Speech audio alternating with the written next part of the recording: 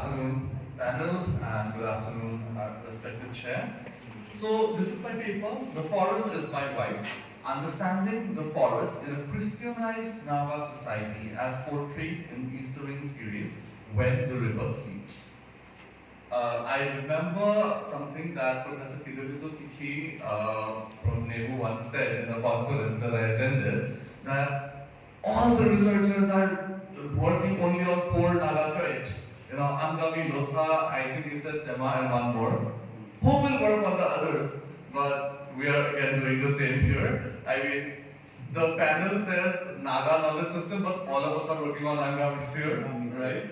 So, but risking repetition, I would just like to do my presentation. So this paper has been co-written by me and my PhD supervisor, Dr. Veena Sarasam. We are from the Department of Humanities and Social Sciences, National Institute of Technology, Silchar. So, the lives of the ethnic communities of India have always been highly intertwined with forests, and that is something even Vandana Shiva, the famous eco-feminist and eco-critic, has also said multiple times. We see movements such as the Chipko movement and, Sundardal Bahuguna. We really have to notice that these movements are not coming out, let's say, from Mumbai. Or, okay, that's a new city. Let's talk about Kashi, the oldest city in the world. These movements are not coming out from spaces like those. These movements are coming from spaces where ethnic communities hold most sway, right? So, why is that the case? Because they have a need-based relationship with the forest that have oft been taken to the spiritual level. What I have noticed, a lot of times we blame British colonialism and European colonialism and imperialism for taking us away from the forest. But even if we look at the Aryan knowledge system, the forest is always the other. Even if we look at Ramayana, even if we look at Mahabharata, the forest is a place where you are exiled to. Whereas if we look at these communities, the Nagas, the Khasis, the Adis, and Apatanis, for them the forest is not the other. They coexist, right? There's this beautiful book by Zenmoki Jasmine Patton. She compiles Lotha folk tales, and in many of those stories you see how people are very much a part of the forest. So their functioning is very need-based, and that they take it to a spiritual level so that they can protect it better. It's the same concept as sacred groves that we have in Meghalaya, right? Now, this wisdom that they have, that why do they need to protect the forest? The moment urbanization comes to the picture, the moment someone is not a farmer and they start being an engineer or a doctor, right? You lose touch with that logic of why do we need to protect the forest. And the moment you lose touch with the logic, you lose the logic of the spirituality, and that spirituality starts looking like magic realism. Right? Today, as a scholar of literature, when we were first introduced to the works by Northeast authors, we thought these were works of magic realism. And only slowly and gradually, when we, broke out of the colonial hangover and the mindset, only then we started realizing, no, this is a Naga way of storytelling, or this is a Khasi way of storytelling, right? Wherein spirituality is very much a part of their life. It is not something fantastical. It is not Harry Potter. Alright? So, this is what Michel Foucault calls a rupture. The rupture in understanding leads to the beliefs seeming illogical and unscientific. A lot of times, and that is something I'll be discussing in this text as well, a lot of times people have a reverential attitude towards these beliefs, but they do not have a normalized attitude towards these beliefs. And that is the problem that comes to the fore. When you are reverential towards something, you will keep it locked in a museum. It won't be a part of your daily life. So my primary text is When the River Sleeps, since I'm a scholar of literature. And my methods and methodology, right? My methods are a qualitative analysis in which I perform a textual analysis. Of course, it will always be based on the plinth of ethnographic studies done by other scholars.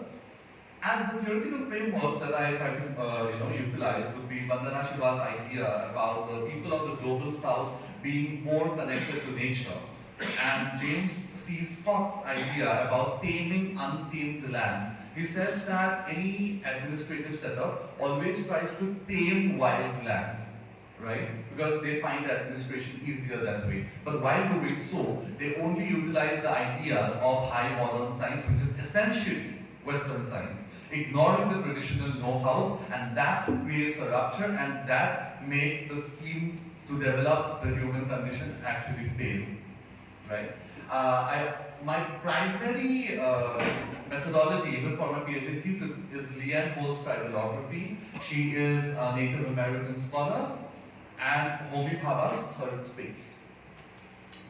My thesis statement would be that Kyrie portrays the push and pull between the traditional lens and the modern in viewing the forest, both physically and as a concept, in the text, and shows it to be a third space instead of a paradox for the modern Angami. Now, before proceeding, one thing that we really need to understand is when we talk about the identity of a modern Angami, we need to understand that they have a third space identity, right? Unlike the Khasis. So, in my thesis, I have 2 works by Janice Parrott and 2 works by Eastern Kire, and there is a stark difference that I see. You know, all the Khasi writers, including Kilpam Singh Namgir Sir and even Desmond Kharmaklam Sir, they have a very strong sense that, okay, we have to reject what the colonizer taught us.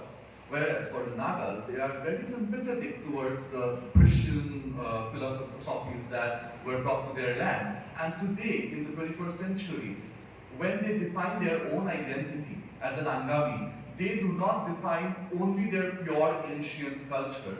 They say, okay, that is a part of our culture, and these new ideas are also part of our culture, and we live in a sort of hybridity in that sense. That we need to be very careful to understand that that is not a paradox. That is a hybridity, that is a coming together that might be called the third space, and they proudly embrace it, right? Even Visible Elizabeth Mam, I met her recently at the Librugar University International Literature Festival. She was also saying the exact same thing, that do not perceive us as a stock image of the tribal, of the pure tribal, who is living near the forest and all of those, right? I am an Angami who has, learned about the Angami culture not from stories of my grandparents around the fireplace, but from English literature. They exist too. We are not a stock image, right? So, it is very important to look at the push and pull of the traditional and the modern that Eastern Kire expresses in her work. So, the third space. Like I said, it's a coming together of the oppressor and the oppressed cultures. That's what Homi Bhabha defines it as. In this particular novel, the primary character is called Billy. So, Billy's life is shown as the life of a forest dweller. But what is a modern day forest dweller? The setting, the temporal setting of the novel, it is after 1963. How do we know that? Because there is a mention of the Nagaland-Manipur border. Nagaland was formed in 1963. So if there is a border, then definitely the temporal setting is after 1963. It is a setting where pharmaceuticals have made their way to the houses, condiments have made their way to the houses. Even then, Billy is shown, using plants as medicine, plants as condiments. So what does this say? Is it a paradox? But we also see spirits in the novel. How can we have spirits? Urbanization has already come, electricity has already come, right? Then, what is it? Is it magic realism? It is not. It is simply an author trying to portray her particular community and trying to make a statement basically of what the modern Angami is. The fact that we have embraced everything, but we have not let go of our beliefs in the spirit system, right? So we have to look at these things as a concept, as a statement. Now, how is the interaction of these modern day masses with the forest? We have to understand that earlier, in the ancient times, all the people were living very close to the forest. In this particular novel, in this setting, Billy is the only person of the village who is living in the forest. The village has been set up at a different space, and many a times it has been alluded to the fact that people might slowly forget Billy. So what do we see here? We see a distancing of the common masses from the forest. Only one person is staying in the forest. He is the protagonist, and he is the one who is setting out on a particular journey to find some spirits and do something great. So the forest is being seen in a reverential light, but not in a normalized light. And that is the problem, right? Or maybe not that much of a problem, because that is how the modern Angami wants to define themselves as. That we keep the forest somewhere in our cultural consciousness, in our collective memory, but we also live in a way how the colonizers taught us to live. We like it somehow. In tribelography, Ho says that culture does not remain a relic of the past, it is also a part of the present day practice and imagined future. And that is exactly something that Elizabeth also says, right? That do not look at us as a stock image. Whatever ancient culture we had, we carry it to the present, we will carry it on to the future. But when you say culture, do not understand only that. Understand the composite, mix and blend of culture. So there is more of a dynamic culture per se. And in this particular dynamic culture, what I noticed when I was looking at what is the idea of the forest, and this is where the main point of my presentation comes. Willi, as a modern and more Christian Angami, views the forest as a refuge, not as normalcy. He says the forest is my wife, whereas the people who lived earlier, they saw the forest as a goddess, as a mother, right? A mother or a goddess is someone who is also respected.